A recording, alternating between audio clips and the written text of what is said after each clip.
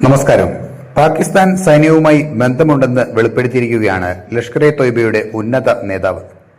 സൈന്യം നടത്തുന്ന പരിപാടികളിലെ സ്ഥിരം ക്ഷണിതാവാണെന്നും സൈനികരുടെ സംസ്കാര ചടങ്ങുകളിൽ പ്രാർത്ഥനയ്ക്ക് നേതൃത്വം നൽകാറുണ്ടെന്നും പഹൽഗാം ഭീകരാക്രമണത്തിന്റെ പ്രധാന സൂത്രധാരനും ഹാഫിസ് സയീദിന്റെ അനുയായിയുമായ സൈഫുള്ള കസൂരി പറയുന്നു. പാകിസ്ഥാനിലെ ഒരു സ്കൂളിൽ നടന്ന ചടങ്ങിൽ വിദ്യാർത്ഥികളെ അഭിസംബോധന ചെയ്യുകയായിരുന്നു സൈഫുള്ള കസൂരി.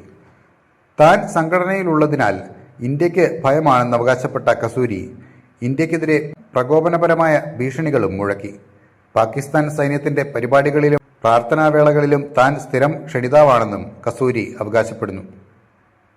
ഈ വീഡിയോ പുറത്തു വന്നതോടെ ഭീകര സംഘവുമായി പാക് സൈന്യത്തിനുള്ള ബന്ധം പൂർണ്ണമായും ബോധ്യപ്പെടുകയാണ്.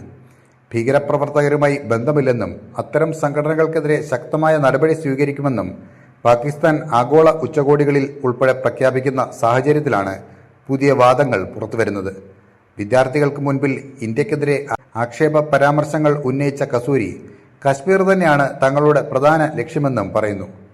പഹൽഗാം ഭീകരാക്രമണത്തിന്റെ സൂത്രധാരൻ എന്ന് ആരോപിക്കപ്പെട്ടതോടെ താൻ പ്രശസ്തനായെന്ന് മുൻപ് പഞ്ചാബ് പ്രവിശ്യയിൽ നടന്ന ഒരു റാലിക്കിടെ ഇയാൾ അവകാശപ്പെട്ടിരുന്നു. അപ്പോൾ മറ്റൊരു വാർത്തയുമായി വീണ്ടും കാണാം. നന്ദി.